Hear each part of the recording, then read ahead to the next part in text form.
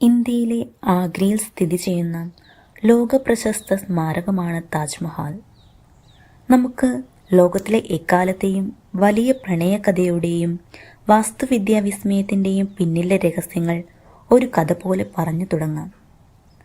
രാത്രിയുടെ ആകാശത്തിന് കീഴിൽ യമുനാ നദിയുടെ തീരത്ത് പ്രണയത്തിൻ്റെ വെണ്ണക്കൽ സൗധമായി ചന്ദ്രൻ്റെ വെള്ളിമണലുകൾ കുടിച്ചെടുക്കുന്ന പോലെ ഒരു വെളുത്ത കൊട്ടാരം ഉയർന്നു നിൽക്കുന്നു. ലോകം മുഴുവൻ പ്രണയത്തിൻ്റെ സ്മാരകം എന്ന് വിളിക്കുന്ന അത്ഭുതം. താജ്മഹൽ വെറും കല്ലുകൊണ്ടുള്ള കെട്ടിടമല്ല, അതിൻ്റെ ഓരോ കല്ലിലും ഒരു പ്രണയകഥയുടെ ഹൃദയമിടിപ്പുണ്ട്. കല്ലുകളിൽ കൊത്തിയെടുത്ത ഹൃദയത്തിൻ്റെ കവിത. തലയുയർത്തി നിൽക്കുന്ന താജ്മഹലിൻ്റെ പിന്നിൽ ഒരു മുഗൾ ചക്രവർത്തിയുടെ ഹൃദയസ്പർശിയായ കഥയുണ്ട്. മുഗൾ സാമ്രാജ്യത്തിൻ്റെ സിംഹാസനം 4 തലമുറയുടെ പ്രതാപത്തിൽ തിളങ്ങി നിന്ന കാലം. 16-ാം നൂറ്റാണ്ടിൻ്റെ അവസാനത്തിൽ 1592 ലാഹോറിലെ കൊട്ടാരത്തിലാണ് ഷാജഹാൻ എന്നറിയപ്പെടുന്ന ഖുറം രാജകുമാരൻ ജനിക്കുന്നത്. ഷാജഹാൻ മുഗൾ സാമ്രാജ്യത്തിലെ 5ാമത്തെ ചക്രവർത്തിയായിരുന്നു. അദ്ദേഹത്തിൻ്റെ യഥാർത്ഥ പേര് മിർസ ഷിഹാബുദ്ദീൻ ബേഗ് മുഹമ്മദ് ഖുറം എന്നായിരുന്നു. അദ്ദേഹത്തിൻ്റെ മുത്തച്ഛൻ ശക്തനായ അക്ബർ ചക്രവർത്തിയുടെയും പിതാവ് ജഹാംഗീർ ചക്രവർത്തിയുടെയും ഭരണകാലമായിരുന്നു അത്. നവജാത ശിശുവിന് ഖുറം എന്ന് പേരിട്ടു. പേരിൻ്റെ അർത്ഥം സന്തോഷം, ആഹ്ലാദം എന്നൊക്കെയാണ്. ഖുറം ജനിച്ചപ്പോൾ മുഗൾ സാമ്രാജ്യം അതിൻ്റെ പ്രതാപത്തിൻ്റെ പാരമ്യത്തിലായിരുന്നു. എന്നിരുന്നാലും കൊട്ടാരത്തിനകത്ത് അധികാരത്തിനു വേണ്ടിയുള്ള നിശബ്ദമായ പോരാട്ടങ്ങൾ നടക്കുന്നുണ്ടായിരുന്നു. ഖുറമിൻ്റെ മുത്തച്ഛൻ അക്ബർ ചക്രവർത്തി ഇന്ത്യ ഭരിച്ച ഏറ്റവും ശക്തനായ ഭരണാധികാരിൽ ഒരാൾ. ഖുറമിൻ്റെ അച്ഛൻ ലോകത്തെ പിടിച്ചടക്കിയവരിൽ ഒരാളായി കണക്കാക്കപ്പെടുന്ന ജഹാംഗീർ ചക്രവർത്തിയും അമ്മ രാജസ്ഥാനിലെ രജപുത്ര രാജകുമാരിയായിരുന്ന ജഗത് ഗോസൈനിയും ആയിരുന്നു. കൊച്ചുകുട്ടിയായ ഖുറം വളർന്നത് പ്രധാനമായും അക്ബർ ചക്രവർത്തിയുടെ പ്രിയപ്പെട്ട പേരക്കുട്ടിയായിട്ടാണ്. അക്ബർ ചക്രവർത്തിക്ക് ഖുറമിനോട് പ്രത്യേക സ്നേഹമുണ്ടായിരുന്നു. അദ്ദേഹം ഖുറമിനെ വളർത്താനായി ഏൽപ്പിച്ചത് തൻ്റെ പുത്രനില്ലാത്ത കൊച്ചുമകനെ പോലെ കണ്ടിരുന്ന റുഖയ്യ ബീഗം രാജ്ഞിയെ ആയിരുന്നു. അക്ബറിൻ്റെ കീഴിലുള്ള കൊട്ടാരത്തിൽ ഖുറം ലോകത്തിലെ ഏറ്റവും മികച്ച ഗുരുക്കന്മാരിൽ നിന്ന് വിദ്യ അഭ്യസിച്ചു. ഉറുദു, പേർഷ്യൻ, അറബി ഭാഷകളും ചരിത്രം, സൈനിക തന്ത്രങ്ങൾ, കവിത എന്നിവയും അദ്ദേഹം പഠിച്ചു. ചെറുപ്പത്തിൽ തന്നെ ഖുറം തൻ്റെ ധൈര്യവും ബുദ്ധിശക്തിയും പ്രകടിപ്പിച്ചു. കുതിരയോട്ടത്തിലും ആനപ്പുറത്തുള്ള യാത്രയിലും മറ്റ് കായിക അഭ്യാസങ്ങളിലും അദ്ദേഹം വൈദഗ്ധ്യം നേടി. കൊട്ടാരത്തിലെ അന്തരീക്ഷം പിന്നീട് അദ്ദേഹം ഒരു ഭരണാധികാരിയാകാൻ വേണ്ട പരിശീലനമായിരുന്നു നൽകിയത്. കൗമാരത്തിൽ തന്നെ ഖുറം സൈനിക കാര്യങ്ങളിൽ താൽപ്പര്യം കാണിച്ചു തുടങ്ങി. അദ്ദേഹം പിതാവ് ജഹാംഗീറിനോടൊപ്പം സൈനിക പര്യടനങ്ങളിൽ പങ്കെടുത്തു. ദക്ഷിണേന്ത്യയിലെയും മേവാറിലെയും പോരാട്ടങ്ങളിൽ ഖുറം തൻ്റെ സമർത്ഥമായ നേതൃപാടവം തെളിയിച്ചു. എന്നാൽ ഖുറമിൻ്റെ ജീവിതത്തിലെ വഴിത്തിരിവ് സംഭവിച്ചത് 1607 തൻ്റെ 15ാം വയസ്സിലാണ്. അദ്ദേഹം മെഹർനിസയുടെ സഹോദരൻ്റെ മകളായ അർജുമന്ദ് ബാനു ബീഗത്തെ കണ്ടുമുട്ടി. കൗമാരപ്രായത്തിൽ തന്നെ ഖുറമിന് അർജുമന്ദിനോട് തീവ്രമായ പ്രണയം തോന്നി. ഈ പ്രണയം അദ്ദേഹത്തിൻ്റെ ജീവിതം മാറ്റിമറിച്ചു. നൽകപ്പെട്ട സൈനിക ദൗത്യങ്ങളിൽ ശ്രദ്ധ കേന്ദ്രീകരിക്കാനും സാമ്രാജ്യത്തിന് ഭരണം പഠിക്കാനും ഒരു മികച്ച ഭരണാധികാരിയാകാനും ഈ പ്രണയം അദ്ദേഹത്തിന് പ്രചോദനമായി. 1612 അവരുടെ വിവാഹം നടന്നു. മറ്റ് വിവാഹങ്ങൾ രാഷ്ട്രീയപരമായ കാരണങ്ങളാൽ ഖുറമിൻ്റെ ജീവിതത്തിൽ ഉണ്ടായിരുന്നെങ്കിലും അർജുമന്ദ് ബാനു മാത്രമായിരുന്നു അവൻ്റെ ഹൃദയത്തിലെ രാജകുമാരി. ഖുറം തൻ്റെ പ്രിയപ്പെട്ടവൾക്ക് മുംതാസ് മഹൽ എന്ന പേര് നൽകി. കൊട്ടാരത്തിലെ തിരഞ്ഞെടുക്കപ്പെട്ടവൾ. ഈ പേര് ലോകചരിത്രത്തിൽ പിന്നീട് പ്രശസ്തമായി. ഖുറം രാജകുമാരൻ സിംഹാസനം ഏറ്റെടുക്കുന്നതിന് മുൻപ് കൊട്ടാരത്തിനകത്തും പുറത്തും നിരവധി രാഷ്ട്രീയ വെല്ലുവിളികൾ നേരിട്ടു. പിതാവായ ജഹാംഗീറിൻ്റെ ഭരണകാര്യത്തിൻ്റെ അവസാന കാലഘട്ടത്തിൽ നൂർജഹാൻ രാജ്ഞി ഭരണത്തിൽ വലിയ സ്വാധീനം ചെലുത്തിയിരുന്നു. നൂർജഹാനും അവരുടെ സഹോദരൻ ആസഫ് ഖാനും തമ്മിലുണ്ടായ രാഷ്ട്രീയ പോരാട്ടങ്ങൾ ഖുറമിന് വെല്ലുവിളിയായി. സിംഹാസനം ലഭിക്കാൻ ഖുറമിന് സ്വന്തം സഹോദരന്മാരുമായും മറ്റ് ബന്ധുക്കളുമായും മത്സരിക്കേണ്ടി വന്നു.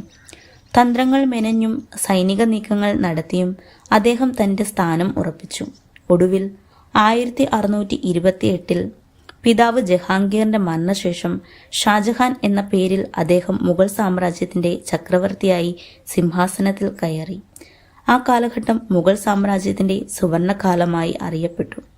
ഇതായിരുന്നു ലോകത്തിലെ ഏറ്റവും വലിയ സ്മാരകങ്ങളിലൊന്ന് പണിയാൻ പോകുന്ന ചക്രവർത്തിയുടെ ചെറുപ്പകാലം. ഈ രാജകീയ രക്തത്തിൽ പിറന്നതുകൊണ്ട് തന്നെ ഖുറമിന് ചെറുപ്പത്തിൽ ലഭിച്ചത് സിംഹാസനത്തിലേക്കുള്ള രാജകീയ പരിശീലനമായിരുന്നു. എങ്കിലും അദ്ദേഹത്തിന്റെ ജീവിതം ലോകം ഓർക്കാൻ പോകുന്നത് അധികാരത്തിന്റെ പേരിലായിരുന്നില്ല, അനശ്വരമായ പ്രണയത്തിന്റെ പേരിലായിരുന്നു. രാജ്യഭാരത്തിലും സൈനിക നീക്കങ്ങളിലും മുംതാസ് മകൾ ഷാജഹാന് ഒരുപോലെ കൂട്ടായി നിന്നു. 18 വർഷത്തെ ദാമ്പത്യത്തിൽ അവർക്ക് 14 കുട്ടികൾ പിറന്നു. മുംതാസ് മഹലിന്റെ സാമീപ്യം ഷാജഹാന് എല്ലാമായിരുന്നു. സാമ്രാജ്യത്തിന്റെ ശക്തിയുടെയും കുടുംബപരമായ സ്നേഹത്തിന്റെയും ഉത്തമ ഉദാഹരണമായിരുന്നു ആ ദമ്പതികൾ. പക്ഷേ കാലം കരുതി വെച്ച വിധി മറ്റൊന്നായിരുന്നു. 1631 ഷാജഹാൻ ഡെക്കാൻ പീഠഭൂമിയിലെ ബുർഹാൻപൂരിൽ ഒരു യുദ്ധത്തിലായിരുന്നു. എല്ലായ്പ്പോഴും എന്ന പോലെ മുംതാസ് അദ്ദേഹത്തോടൊപ്പം ഉണ്ടായിരുന്നു. അവിടെ വെച്ച് അവരുടെ 14ാമത്തെ കുട്ടിയായ ഗഹൗറ ബീഗത്തിന് ജന്മം നൽകിയ ശേഷം മുംതാസ് മകൾ ഈ ലോകത്തോട് വിട പറഞ്ഞു. ആഘോഷങ്ങളും സംഗീതവും നിറഞ്ഞിരുന്ന കൊട്ടാരം പെട്ടെന്ന് ദുഃഖത്തിന്റെ നിശബ്ദതയിൽ മുങ്ങി. ഭാര്യയുടെ മരണം ഷാജഹാൻ ചക്രവർത്തിയെ വല്ലാതെ തളർത്തി. പ്രിയപ്പെട്ടവളുടെ വേർപാട് അദ്ദേഹത്തെ മാനസികമായി തകർത്തു. 1 വർഷത്തോളം അദ്ദേഹം ദുഃഖത്തിലാണ്ടുപോയി എന്നാണ് പറയപ്പെടുന്നത്. മരണക്കിടക്കയിൽ വെച്ച് മുംതാസ് തന്റെ പ്രിയതമനോട് 2 വാഗ്ദാനങ്ങൾ ആവശ്യപ്പെട്ടു. 1. തനിക്ക് ശേഷം മറ്റൊരു വിവാഹം കഴിക്കരുത്. 2. തന്റെ ഓർമ്മയ്ക്കായി ലോകം ഇന്നുവരെ കണ്ടിട്ടില്ലാത്ത ഒരു സ്മാരകം പണിയണം. മുംതാസ് മഹലിന്റെ മൃതദേഹം താൽക്കാലികമായി ബുർഹാൻപൂരിൽ അടക്കം ചെയ്തു. പിന്നീട് അത് ആഗ്രയിലേക്ക് കൊണ്ടുവന്നു. യമുനയുടെ തീരത്ത് ലോകം മുഴുവൻ തന്റെ പ്രണയത്തിന്റെ കഥ പറയുന്ന ഒരു സ്മാരകം പണിയാൻ ഷാജഹാൻ തീരുമാനിച്ചു. അവന്റെ മനസ്സിൽ ഒരു നിർബന്ധം ഉണ്ടായിരുന്നു: ഈ സ്മാരകത്തിന് തുല്യമായി മറ്റൊന്ന് ലോകത്തിൽ ഉണ്ടാകരുത്. ഷാജഹാന്റെ ഭാര്യയോടുള്ള അനന്തമായ സ്നേഹവും നഷ്ടത്തിന്റെ വേദനയും ചേർന്നുണ്ടായ അമൂല്യ സ്മാരകം. മുംതാസ് മഹലിനോടുള്ള അദ്ദേഹത്തിന്റെ അനശ്വരമായ പ്രണയത്തിന്റെ ഓർമ്മയാണ് പിന്നീട് താജ്മഹലായി ഉയർന്നു വന്നത്. 1632 ആഗ്രയിലെ യമുന നദിയുടെ തീരത്ത് ലോകം കണ്ടിട്ടില്ലാത്തൊരു വെണ്ണക്കല്ലിൽ തീർത്ത ഈ വിസ്മയ സൗധത്തിന്റെ നിർമ്മാണ പ്രവർത്തനങ്ങൾ ആരംഭിച്ചു. കലയും ഗണിതവും ഒരുമിച്ചൊരുക്കിയ പ്രതിഭ ഉസ്താദ് അഹമ്മദ് ലാഹോരി ആയിരുന്നു മുഖ്യശില്പി. ഡൽഹിയിലെ ചെങ്കോട്ടയും ജുമാ മസ്ജിദും രൂപകൽപ്പന ചെയ്ത അതേ പ്രതിഭ. 20,000-ലധികം കലാകാരന്മാർ പേർഷ്യ, ഒട്ടോമൻ, യൂറോപ്പ്, തുർക്കി, ഇന്ത്യ തുടങ്ങി വിവിധ രാജ്യങ്ങളിൽ നിന്നുള്ള വിദഗ്ധ ശില്പികളെയും തൊഴിലാളികളെയും ഇതിനായി നിയോഗിച്ചു.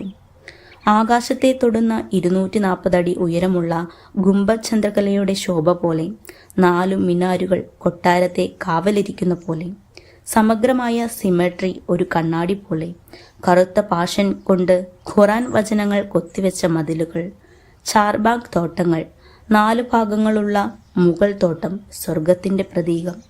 വെള്ള മാർബിളായിരുന്നു പ്രധാന നിർമ്മാണ സാമഗ്രി.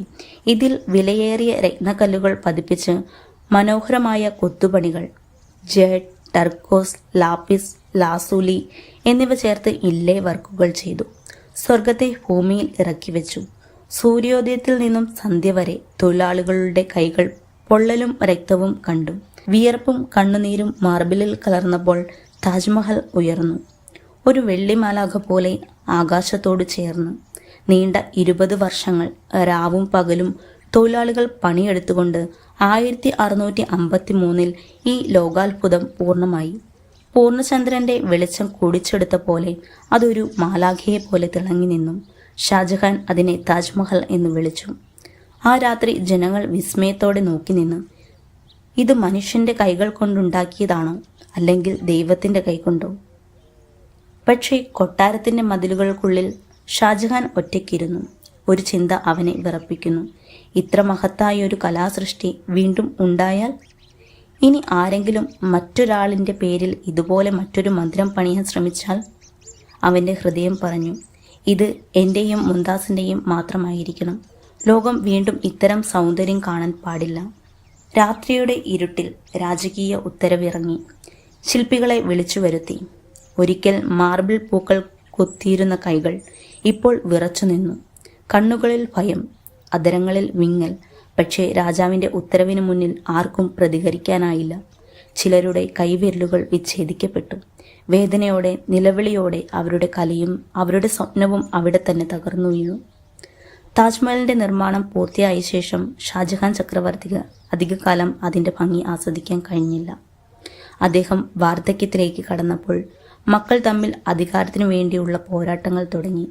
ഈ പോരാട്ടത്തിൽ വിജയിച്ച ഔറംഗസേബ് 1658 അധികാരം നഷ്ടപ്പെട്ട ഷാജഹാനെ ആഗ്ര കോട്ടയിലെ മൂസമൻ ബുർജി എന്ന കൊട്ടാരക്കെട്ടിൽ തടവിലാക്കി.